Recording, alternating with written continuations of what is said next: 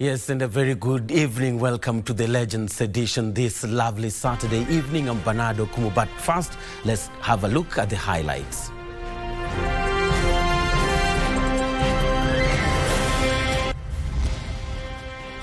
Until we meet again, politics take center stage during the final journey of Beryl Odinga, who was laid to rest at Kango Kajaramogi. Cohesion Code. Deputy President Kithure Kindiki champions unity as a game changer in economic transformation at the Marsabit Cultural Festival. And Chepsaita cross country, Matthew Kipkoech and Dorcas Ndiema dominate the 10-kilometer men's and women's races during the third Great Chepsaita cross country run.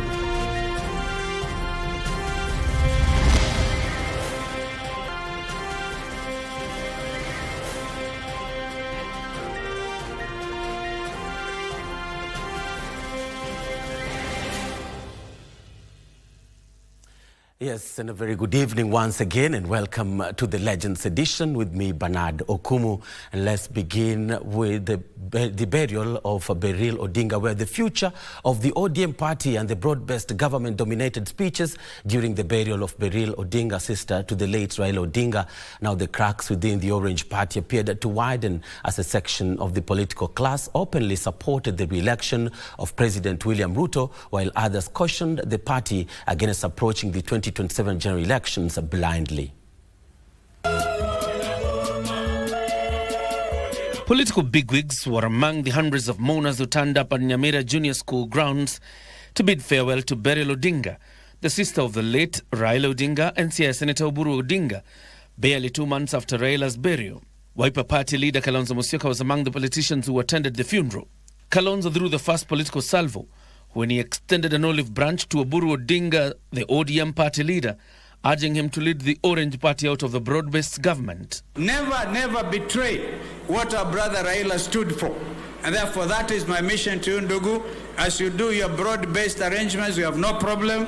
Raila left you that. But also Raila said up to 2027, fine. Sisi ujue ya kwamba kule ambako tuko as united opposition, we are friends of ODM.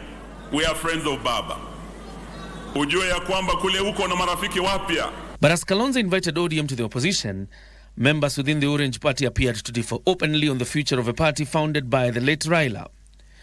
Energy CSOP Wandai, ODM chairperson Gladys Wanga and Deputy Party Leader Abdul Swamad Nasir rallied the region to remain united in the broad-based government, asserting that ODM will no longer participate in opposition politics. Na mimi himizo langu, sisi kama wanachama wa ODM, ile shukrani kubwa ambaye tunaweza mpea baba ni kushikilia chama. Na chama si officials wa juu. Chama ni watu wa mashinani.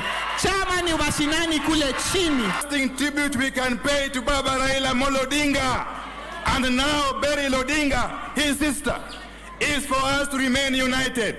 First as a people, secondly as a party, and finally as a country. We have no option but to do that.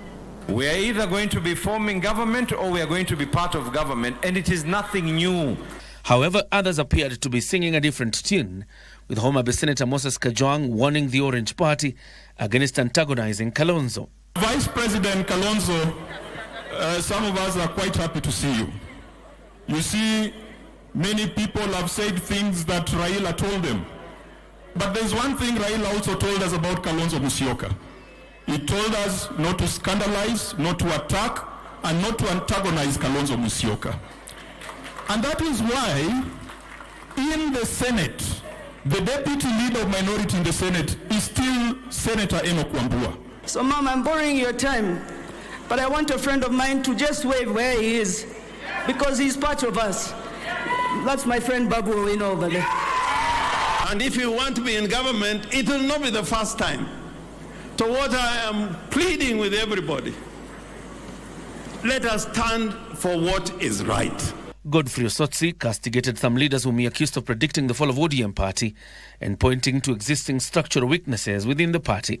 I want to tell those people today that we may look weak because we are still mourning our party leader.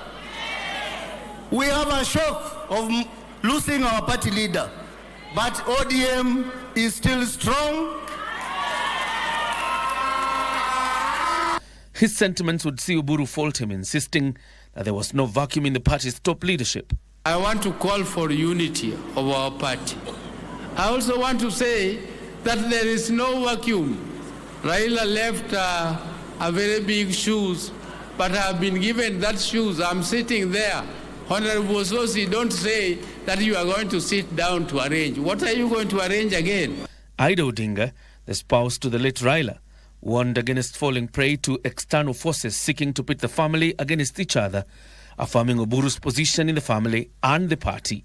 Don't be cheated that because so and so don't like this person, therefore I should not like him because he's an enemy. They are not enemies. Because those people you think are on the wrong side, check these leaders. John Jacob Curia, Legends Edition. And well, thank you, Curia, for that report. Elsewhere, Sports Cabinet Secretary Salim Mvurya has dismissed plans by Democracy for the Citizens Party leader Rigathi Gachagua to popularize his party in the Coast region, urging locals to stay away from what he termed as divisive politics. In Mount Kenya, United Democratic Alliance youth leaders have declared Deputy President Professor Kithure Kindiki as the region's new spokesperson, telling Gachagua to stop masquerading as a kingpin. Ben Chumba reports. Sports Cabinet Secretary Salim Mvurya has dismissed Rigathi Gachagua's plan to storm the coast to popularize his Democracy for Citizens party following defeat in the Magarini constituency by-election.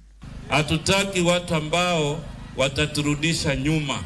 Hatutaki watu ambao mfano hawana, ni upinzani wa kila siku, hawana jambo la kutekeleza. Mvurya was speaking at a fundraiser in Lunga Lunga, Kwale County, where 3.7 million shillings was raised to support women's groups. Tusipotoshwe na watu wa siasa ya kibinafsi. Ile ya muhimu, rais wetu Daktari William Samoei Ruto amehakikisha sote tumeungana. Mlango ambao nimeujua kuingia ni wa Ruto. Ofisi ambayo tunaweza kukanyaga na kumuulizia watu wetu ni ofisi ya Daktari William Samoei Ruto. And in Embu County, the Mount Kenya United Democratic Alliance Youth League has declared Deputy President Professor Kithure Kindiki as the region's political spokesperson. We therefore state unequivocally that any other individual posturing and masquerading out there as the Mount Kenya kingpin without the people mandate, that they only speak for themselves. Kama sahi watu wa Mbere wametusiwa sana juu ya ile wito waliotoa kumchagua kiongozi waliomchagua, unaona? Na and yet before hata tufanye uchaguzi walikuwa wamekuja wakaambia watu wa Mbere kuleni pesa mfanye hivi, si ndio walituambia? Sawa, nakuja kutusiana walikisema tulikula pesa, and yet they were the one who told us to do the same. Meanwhile, in Kakamega County, Democracy for the Citizens Party leaders have faulted security agencies, accusing them of using excessive force, leading to violence and deaths in Ikolomani. The leaders spoke at the homecoming of Kisa East member of County Assembly, Dickson Aduda Okwiri. Ningetaka kuomba vile tulikuja wote tukalundikana hapa Kisa East, tukalundikana pale Malaba, tukalundikana pale Mbere, tulundikane mpaka Ikolomani, tuhakikisha wale raia wamepatiwa haki yao na wamepatiwa pesa zao. And in Baringo County, a section of lawmakers is accusing their Mogotio counterpart Ruben Kiborek of disrespect and undermining fellow leaders. Mtu yeyote akikuja Marigat kuwa na heshima na watu wa Marigat. Usituone kama sisi ni maskini na usituone kama vile tumenyamaza unadhania sisi ni maskini. Nasikia kuna wengine nikilete mgeni wangu kama deputy president, mwingine nalete watu na Nissan kuanzia Mogotio mpaka Marigat wakuja washangilie yeye at 5 network na ni watu amelete kutoka mbali. And if you are young, usipige wasee kwa sababu kuna wakati kina Sirma na kina Bishop walikuwa wadogo. So kama wewe ni mdogo, ujue pia kuna wakati yako ya kunini? Na kama wewe ni mzee, ujue kuna wakati ulikuwa nini? So tuheshimiane. The fallout was triggered by Kiborek's support for newly elected Baringo County Senator Kiprono Chemitei in the recently held by-election. Ben Chumba, Legends Edition. And over to Marsabit now, where Deputy President Professor Kithure Kindiki has urged communities in Marsabit County to embrace and actively promote their cultural diversity as a catalyst for socio-economic transformation. Professor Kindiki, who graced the last day of the Marsabit Turkana Cultural Festival on Saturday, said peace remains the single most critical factor in unlocking the region's vast potential in tourism, green energy generation and cross-border trade. Here's Regina Manyara with the details. Kenya's vast tourist attractions in the north remain largely underexplored, marred by occasional intercommunal strife. Nataka nishukuru vyombo vya usalama. Wamejaribu kudhibiti usalama hapa, lakini bado iko mianya kidogo kidogo. Na mnasikia wakora bado wanapenya na kuleta maafa na madhara kwa wananchi na kuibia wananchi mali yao. Mimi naamrisha vikosi vya usalama katika sehemu hii vikaze zaidi juhudi zao ili hao wahuni na majambazi tuwaangamize. To counter such and restore peace, stakeholders are leveraging diversity of culture and tradition to foster unity and boost socio-economic growth. Tamaduni zetu na mila yetu tuitumie kujenga familia, kujenga jamii na kujenga taifa letu la Kenya. Jambo la pili, tutumie mila kuleta amani na uwiano wa taifa.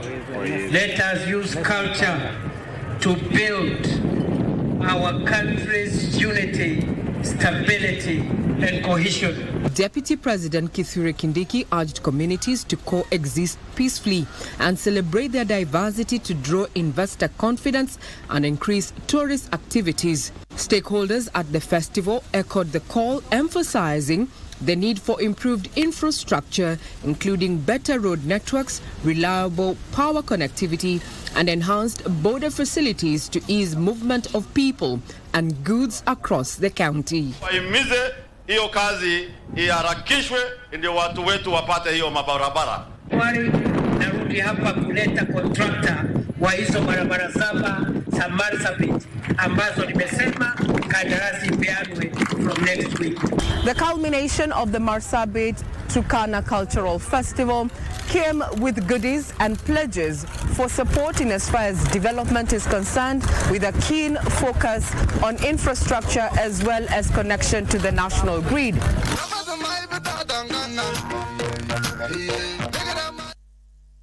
And police in Dandora have busted the motor vehicle theft and dismantling syndicate and recovered vehicle number plates, several chassis numbers and equipment used to print fake number plates. The raid was executed following a tip-off from members of the public. This comes as police in Limuru arrested a suspected serial rapist. Aaron Marie has the details.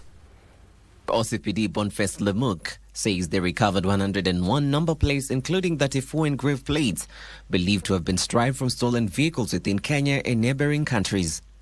Lemuk is now urging anyone who recently lost their vehicle to visit Dandora Police Station and check if their number plate is among those recovered during the raid.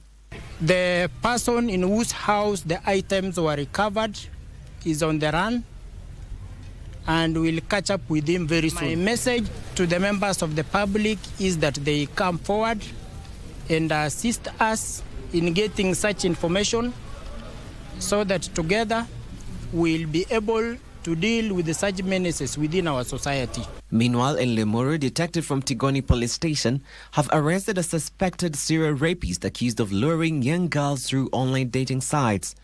The suspect, identified as Oscar Wanyonyi, allegedly arranged meetups before driving victims to a bushy stretch near Limuru, where he roped and raped them while issuing death threats. Aliinsist tuchukue pikipiki to a certain place. So from there on hapo ndipo wala sikujielewa, so nilijipata tu kwa kichaka.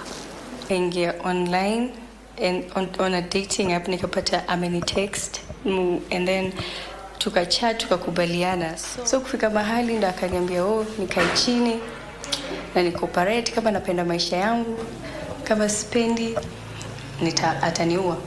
So far we have received like 5 cases which are being investigated.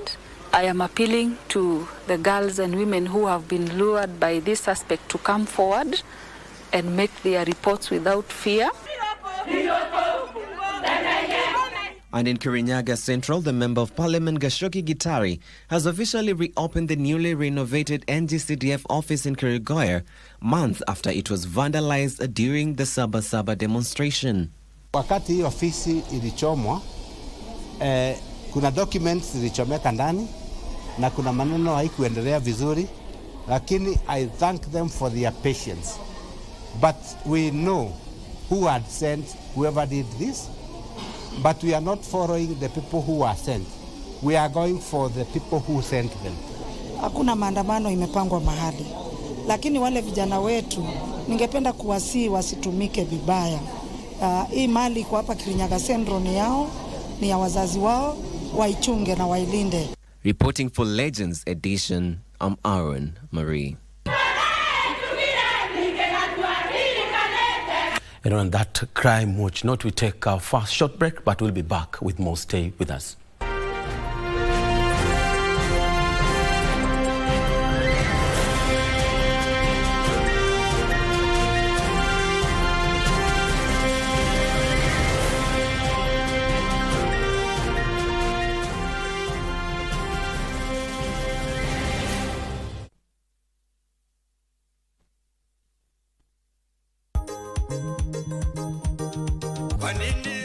Disemba imefika na Ingo FM inawasha burdan kwa nguvu tukisherekea miaka 13 ya kuwepo. Bungoma, mpo tayari? Tarehe 5 na 7 Disemba tunawaletea kifurushi maalum cha kusherekea miaka 13, miaka za muziki bora, hadithi zenye uzito na kumbukumbu tamu tulizounda pamoja na wasikilizaji wetu. Siku ya tarehe 5 Disemba tutaanza sherehe kwa upandaji miti katika shule ya St. Teresa Special huko Webuye. Kisha baadaye tutatembelea watoto katika shule hiyo ya St. Teresa kuwapatia zawadi pamoja na kukata keki ya anniversary. Jioni kutakuwa na burdan kubwa katika Olukulu Resort, yani Ingo Night kule Matulo Webuye. Kutakuwa na upete wa Musungu, Bungoma Band na wasanii mahiri kutoka Uluyani pamoja na watangazaji wako wa Ingo FM kwa burdan tosha na vibes kali. Tarehe 7 Disemba tutaendeleza shukrani zetu kupitia ibada ya kanisani katika Misiku PAG Church. Mwambie rafiki na endelea kusikiliza, kwa sababu Disemba hii Ingo FM ni kituo chako cha sherehe na furaha. Ingo FM, miaka 13 ya burdan halisi. When the hills gave way in Marakwet, thousands were left with nothing. But together, we can help them rise again. Join KBC in the Restore Hope, Restore Earth campaign, Unity in Adversity. Together for Marakwet. Donate through paybill number 522533, account number 8036543, or drop foodstuffs and supplies at Marakwet County offices. Every shilling, every tree, every act of kindness counts. KBC, bringing Kenyans together. That is gestational trophoblastic neoplasia. This is a cancer that often occurs after pregnancy. And for most women, the diagnosis comes as a major shock. Somehow, it's a must you be pregnant so that you can get GTN. The principal and the carded symptoms of GTN is bleeding. I bled until I felt that I lost consciousness. I accepted it's real, I have cancer. From there, what next? But I didn't start chemo immediately. I started with blood transfusion because the blood was so low. Not all bleeding are said. Not all bleeding are GTN.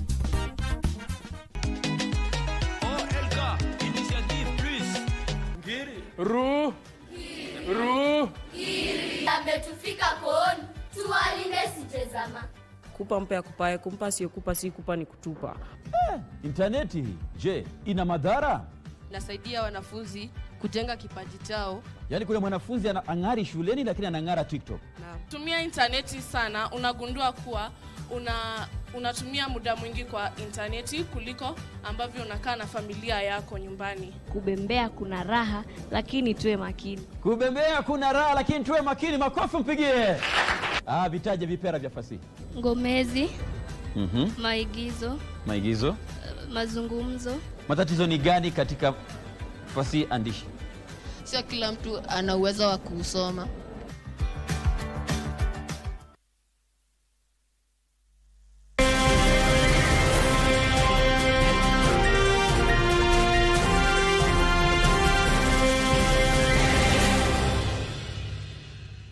Welcome back, and Legends Edition continues. On to some other stories now, where 14 communities in Marsabit County are working with the Desert Museum in Loyangalani to document and preserve their artifacts, traditional attire, oral histories and cultural performances. The initiative has transformed the museum into a hub, attracting travelers and researchers keen on understanding the culture of those living in northern Kenya. Here's Regina Manyara with the details.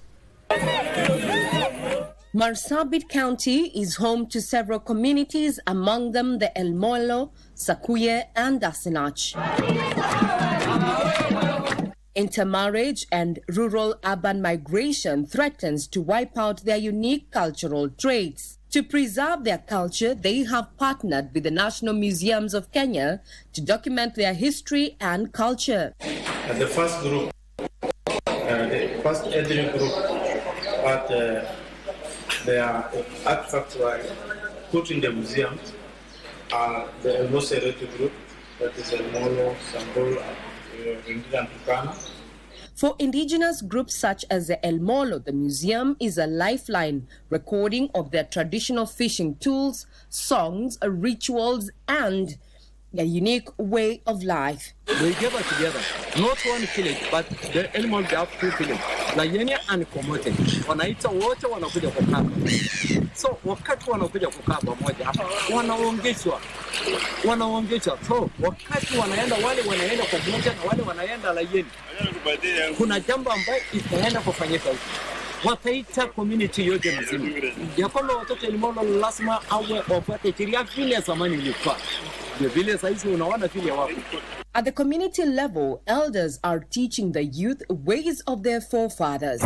Sio kama vile ilikuwa mbeleni. Sasa umeanza kurudi chini. Kwa sababu gani nasema hivyo? Kwa sababu hata lugha imekuwa tofauti.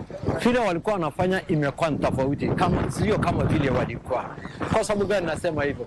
Kwa sababu wale molo wakiweka neti maji, sama kubwa ikipatikana, lazima wazee waitwe. Kama kuna mama amejifungua, natolewa kichwa samaki, napatiwa mama akuye ikuwa nzuri, ndio apate naye nguvu. By incorporating technology through digital archiving, audio-visual documentation, and structured storage of artifacts, the communities are creating long-term accessible records that can be used for education, research, and tourism development. So we have all the records of their way of life. Everything has been documented. It's in our archives at the headquarters, National Museums of Kenya. So using platforms through technology, it's important for our future generation, having all these things documented for our future generation. They too, as a community, have taken it upon themselves to pass on what they know, what was handed over from grandfather to father, and now is being handed over from father to son in an effort to ensure that in decades to come, we still have what makes the El Molo community unique. A culture that also attracts, international tourists who are keen on learning more about Kenya's diverse cultural portfolio. I'm Regina Manyara reporting for KBC Channel 1 from the lakeside, not in Kisumu, but in Marsabit County.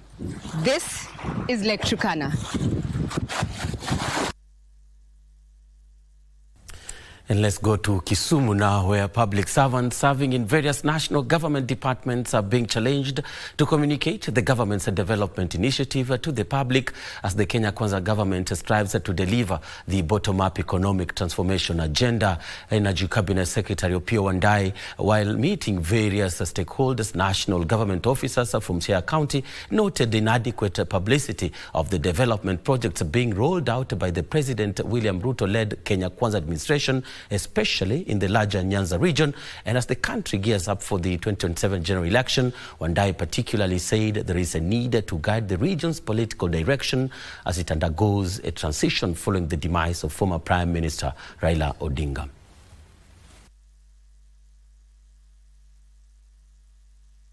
As officers serving in the national government, I think we have got a moral duty to communicate to the public what the government is doing in our various spaces. To communicate to the public what the government is doing. Because the government, actually the national government, even as we speak, is doing a lot of things in Siaya counties, to be specific. Can you imagine, for instance, if I take the case of energy,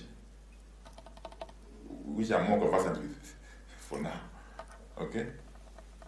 We have got an allocation of some 1.7 billion shillings for rural electrification this financial year, last one, rolling into this one.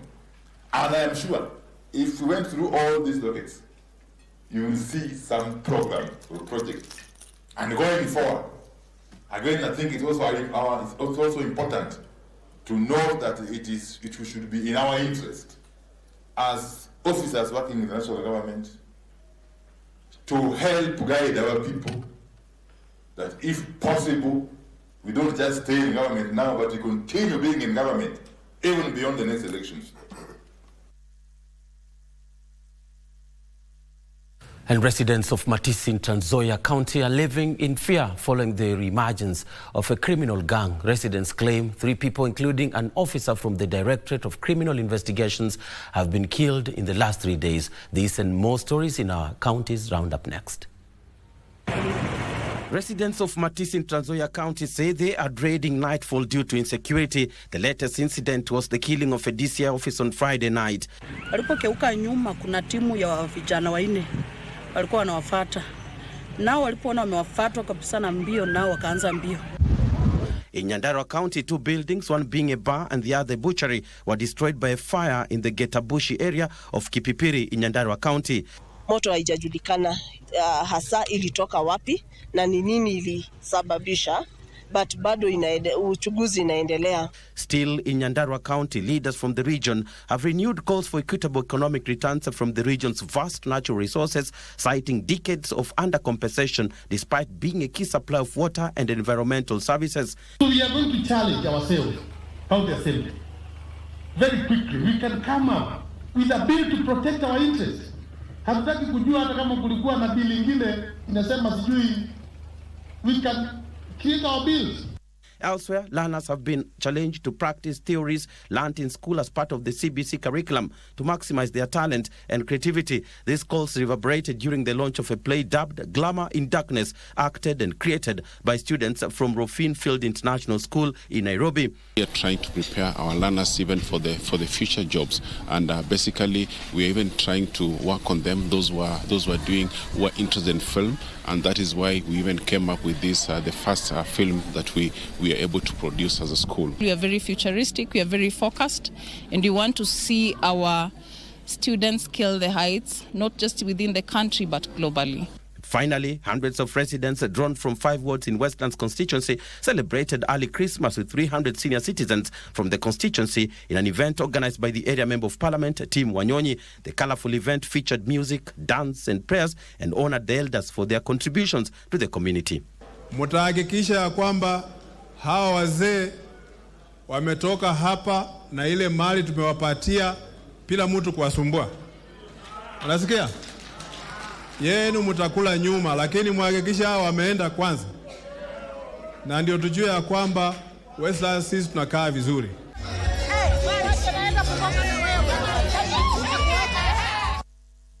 Chief executive officers have been recognized for sustainability initiatives during the CEO Wellness Award ceremony held here in Nairobi. During the event, a debate emerged on how national policy aligns with private sector efforts in environmental sustainability. The corporate leaders were fitted for integrating environmental wellness into both their operations and community programs. They pledged to continue sustaining natural resources while supporting community-based wellness initiatives.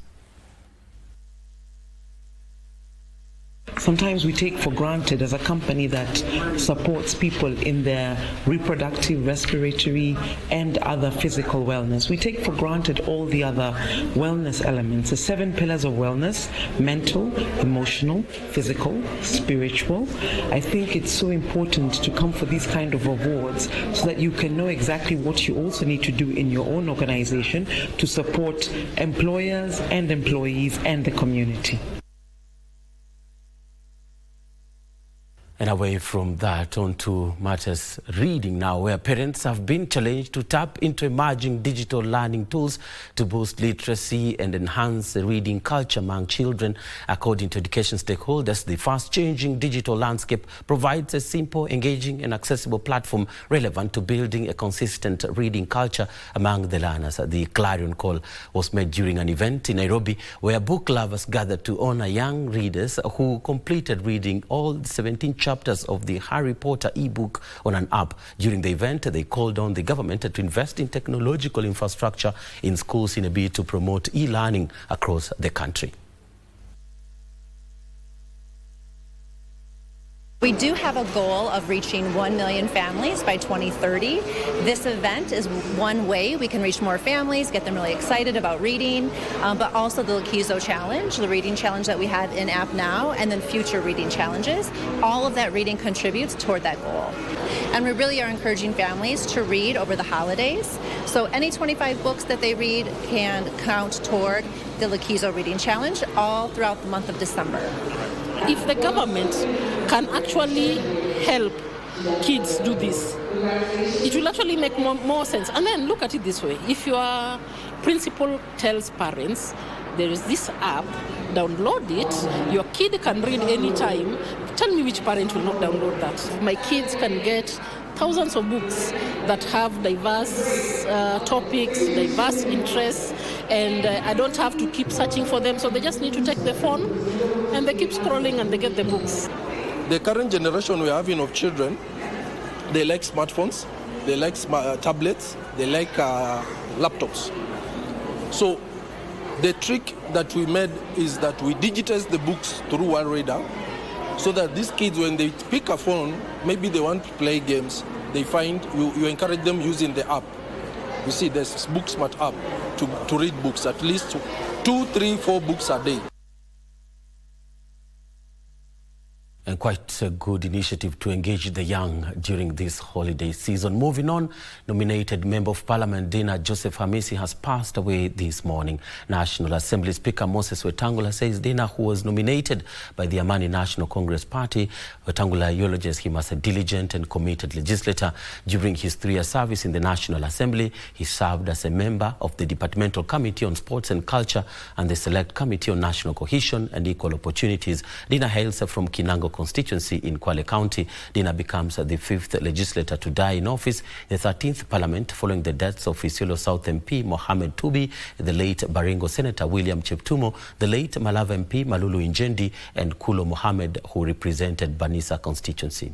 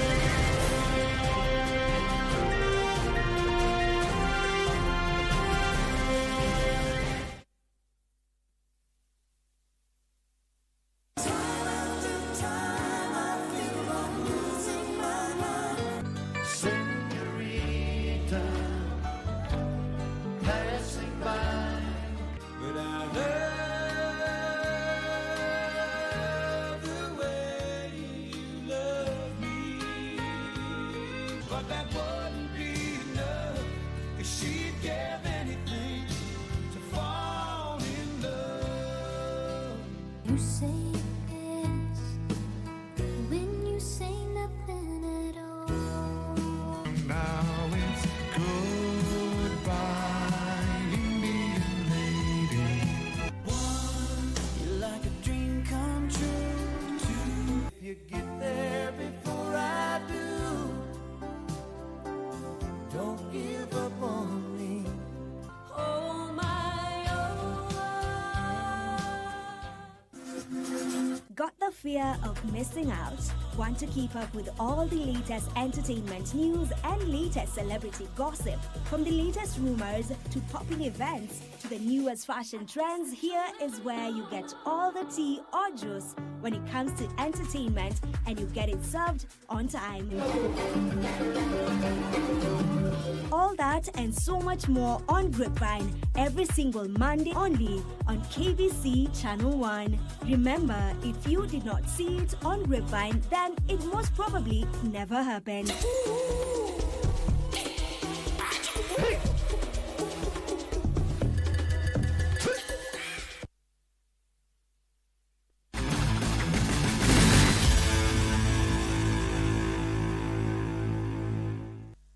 And welcome back. It is time for us to switch gears and look at what's happening from the sports world. Let's begin with Chepsaita Cross Country, where youthful runners Matthew Kipkoech and Dorcas Ndiema emerged the winners of the 10-kilometer senior men's and women's races respectively during the third edition of the annual Chepsaita Cross Country Run held today in Tarbowas in Gishu County. E10-based Matthew Kipkoech cruised to a last lap sprint finish to claim victory of the Chepsaita Cross Country in 31 minutes and 49 seconds, a second ahead of Cornelius Kipkoskei, while Sami Kisa settled for bronze 2 seconds behind the winner. 18-year-old Dorcas Ndiema led from gun to tape to win the women's race in 35 minutes and 44 seconds. Brenda Jepchirchir finished second in 36 minutes and 31 seconds, ahead of Faith Cherono, who completed the podium positions. Kipkoech and Ndiema were each rewarded 750,000 shillings for their wins, while the silver medalists received 500,000 shillings each and the bronze medalists 300,000 shillings each. The race, which has been upgraded to a World Gold Label status by the World Athletics, attracted over 8,500 runners from 21 different nationalities. We have seen the development of athletics through the programs that we had by Athletics Kenya. In the last several years, we have had an opportunity to engage with the schools, primary and secondary schools, to create more interest. And this is because of the Kids Athletics program, which was initiated by World Athletics and we adopted. This year, we had even the competition for the World Relay, seeking to have the best country with the largest number of participants, which of course, in the end, Kenya won that competition. High-profile Kenyan cross-country athletes skipped today's race, as majority of them are currently in a residential training camp in Kigari, Embu, in preparation for the World Cross Country Championship, set for 10th January in Tallahassee, Florida, United States.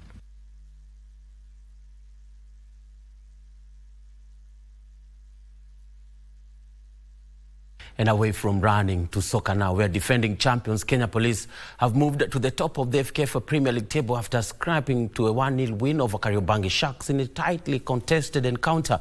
Abu Domar scored the lone goal in the 55th minute of the game to send Police top of the table on 20 points, just 1 point above Gor Mahia, who have a game in hand at the play FC Leopards tomorrow. The loss left Sharks bottom of the table with just 8 points from 11 matches they've played so far this season. Marco Okola also scored a penalty in the 55th minute to hand Shabana FC a narrow 1-0 win over Bidco United in the second game of the day. Shabana now up to 4th on the table with 18 points, while Bidco sits 10th, 5 points behind. Visivyo na tutaona akionyeshwa Clinton Asiago kwa upande wa Bidco United.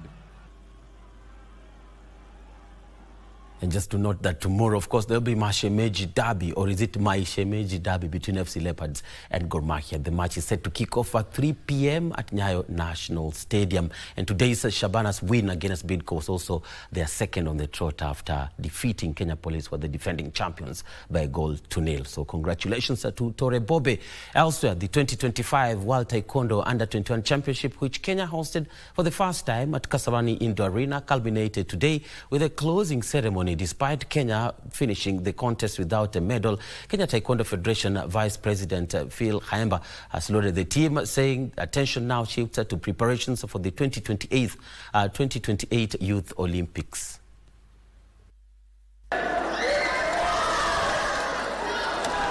The World Taekwondo Under-21 Championships, which attracted close to 76 countries, ended in style at the Kasarani Indoor Arena. Team Kenya was represented by 16 players in the global showpiece, which saw Korea's Yumin Lee clinch gold in the girls under 46 kilograms category after beating Fatma B. We have learned that we cannot wait for 2028 before we start our team.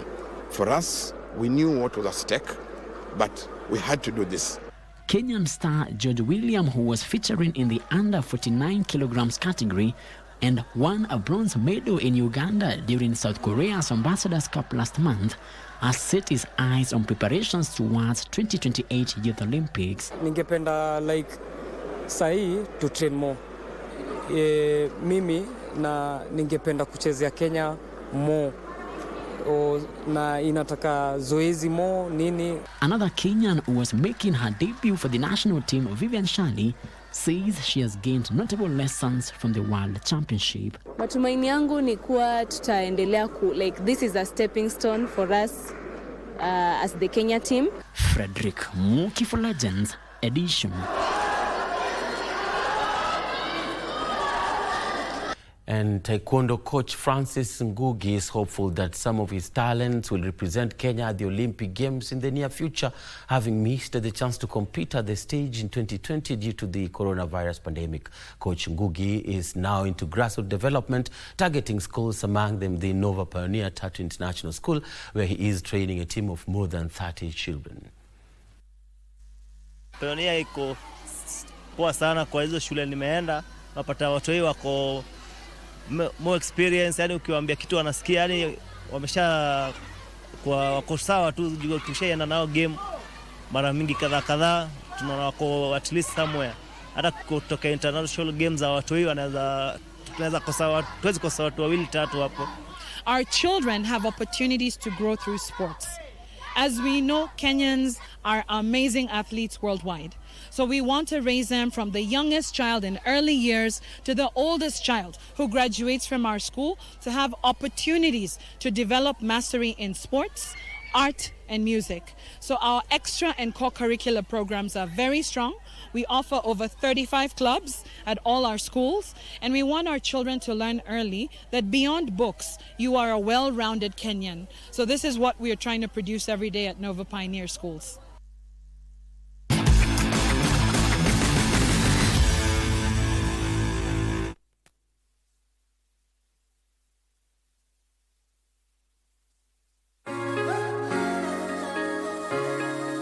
My name is Lucy Danson. I am Danson. Yeah. My name. Another name is Ngera. Our last born is in grade 7 going to grade 8. Last born, I'm acting.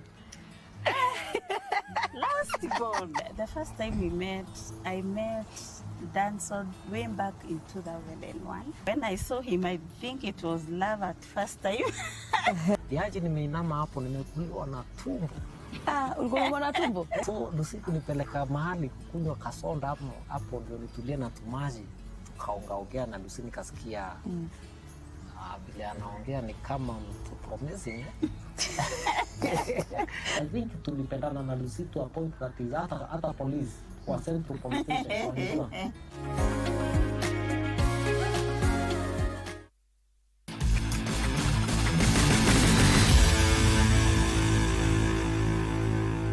Welcome back. Kenya Baseball Federation Vice President Dedan Kariuki has lauded the national under-15 baseball team, which is taking part in the ongoing Africa World Series qualifiers despite losing its first 4 matches. The team lost 23-7 runs to Uganda in the return leg match, which was played today at JKUAT grounds. Frederick Mwoki has the details.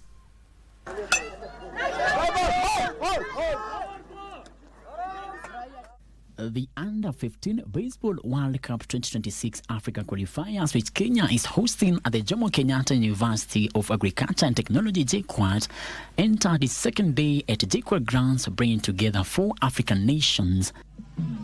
Ugandan battle really looking to send one there.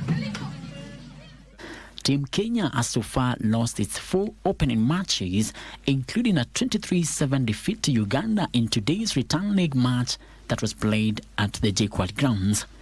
Earlier in the tournament, the team suffered a 15-2 loss to South Sudan and a 25-2 defeat to South Africa, results that highlight the stiff competition at the continental event. We have not been playing baseball for a long time. Since, as you are aware, baseball is a minor game in this country, so we are trying to promote the game. So we are just beginning, but they made a good account of themselves. Kenya Baseball Federation Vice President Dedan Kariuki says the federation remains proud of the players' efforts. Them have not played any international game, very new to the game. So they have all that to adapt, to become, to have what we call self-confidence. So we are trying to mold now, hoping that in the near future, they will become good players. The team that will finish in the first position in these qualifiers will claim the sole ticket to represent the region in next year's World Series that will be held in Italy. Reporting for Legends Edition from JKUAT, Juja constituency, Kiambu County, my name is Frederick Mwoki.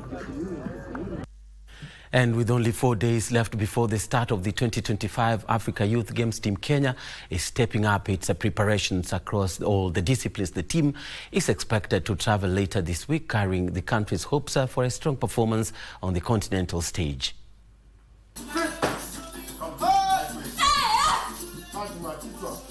In Nairobi, the junior weightlifting team continued with its intensive camp training under the guidance of head coach Douglas Lucho. Team iko sawa, tuko na very high hope sababu vijana wote wale wako kwa team ni medalists, wale walishinda medali tukiwa hapa Nairobi Youth and Junior African Championships, na pia tulipoenda Accra bado wote walizoa medali. So tuko hopeful tukienda Angola pia tutazoa medali. The 4-member squad remained upbeat today, expressing confidence that they can deliver podium finishes when the games begin. Timu iko poa, kambi imekuwa tu poa tena, na tuna plan kuja na medals. Leading the charge is Ian Okinyi, who will compete in the 60 kilograms category. He is joined by Waiyaki Odhiambo, set to feature in the Ace-Hood 56 kilogram category. Also on the team are Lina Amanda, who will contest in the 48 kilogram division, and Masi Kerubo, who will take part in the 63 kilograms category. Tumekuwa tusawa cause tunakuja wote tuna train na tunaambiwa our mistakes na tunaona techniques kwa wengine na tuna correct our techniques. The athletes say preparations have been rigorous, but the high morale in camp is pushing them to perfect their final routines before departure. The camp has been very impactful. The camp has been very good. We've learned a lot and we are able to correct our mistakes and no more. The mistake is about the technique. I've been able to improve my technique on snatch and clean and jerk. Kenya will field a total of 83 athletes across various disciplines at the Games, which will run from 10th to the 22nd of December in Angola. The first batch is expected to travel on Monday, carrying the country's hopes for a strong performance on the continental stage. For Legends Edition Sports, I'm Daniel Mwendwa. And the Daystar University ladies hockey team was held to a goalless draw today in a tightly contested league match against Sean's hockey team at the Arians grounds. Now both sides showed strong defensive discipline with several chances created but none converted before the final whistle. In another match, Mombasa West edged out Daystar men's with a 3-2 victory. The fast-paced encounter saw Daystar fight hard to close the gap, but Mombasa West held on to secure the win. More league action continues tomorrow with teams set to return to the field as the competition gains momentum.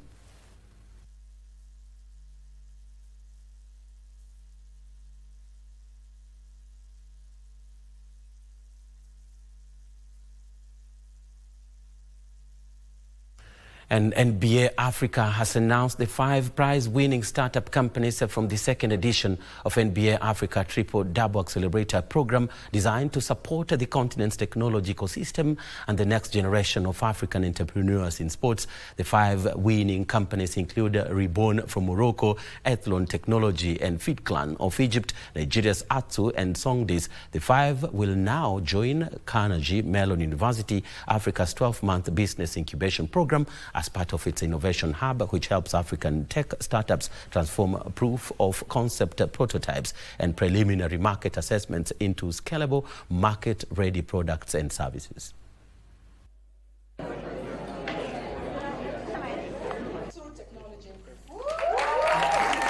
And to some interesting sports that's just catching within Kenya, where Kenya's Osama Ali Abad defeated Stephen Rakara of Uganda in one of the 7 mixed martial arts MMA fights held last night at Broadwalk Mall here in Nairobi. The event, organized by Anza MMA, was the first professional mixed martial arts combat sports in the region. Osama Ali Abad had a dream home debut after stopping his opponent, Ugandan Stephen Rakara, in the first round through a technical knockout to win the featherweight battle.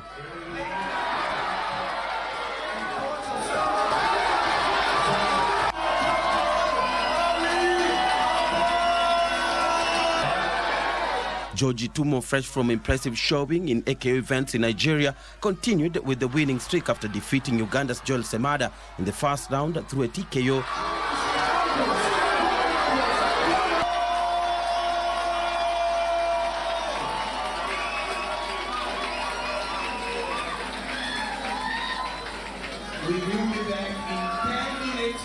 While Dauda Rajab of Tanzania forced Farouk Ogwal to submit in the first round during their flyweight fight.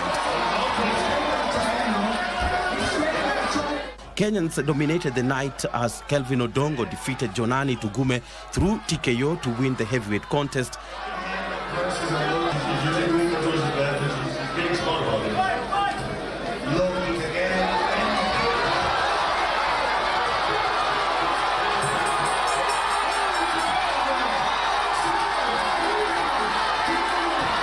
In the sole women's fight on card, saw Annette Rose Kiza edge out home favorite Rael Ashubwe in a TKO. The fights offered the region's fighters a first chance to knock at the professional door, with the next event scheduled early next year.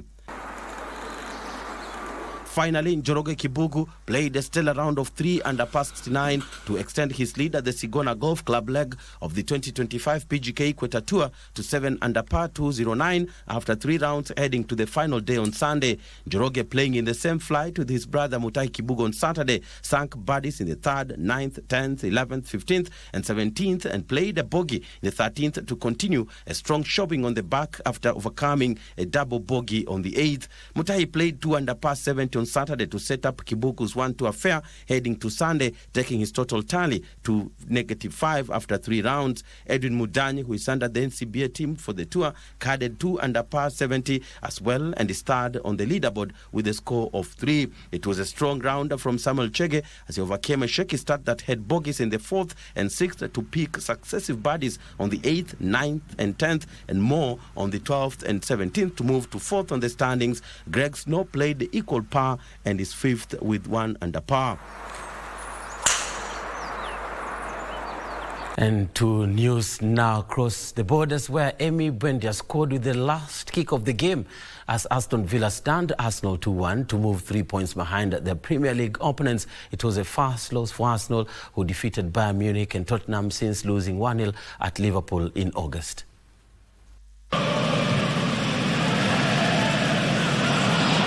McGinn. He's found Watkins, and Watkins battles on, steadies himself, and is denied by Raya. Using for White to chug up beyond him and then turning back for Bukayo Saka, who's within range. Has to come back out to Odegaard. White. And Saka. Oh, flags up. Odegaard. Saka played in and touched in by Eze, but the flag's up.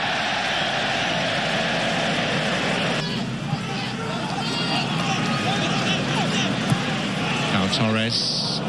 Here's Matty Cash. Saka. Odegaard. Following this encouraging start to the second period, Bukayo Saka and Trossard within 6.5 minutes of coming off the bench inscribes his Neil Marlon. Rodgers, Sancho, Tielemans denied, Buendia denied, Buendia again, Camera has a go, chaotic scenes, Buendia wins it for Aston Villa with the final kick of the game.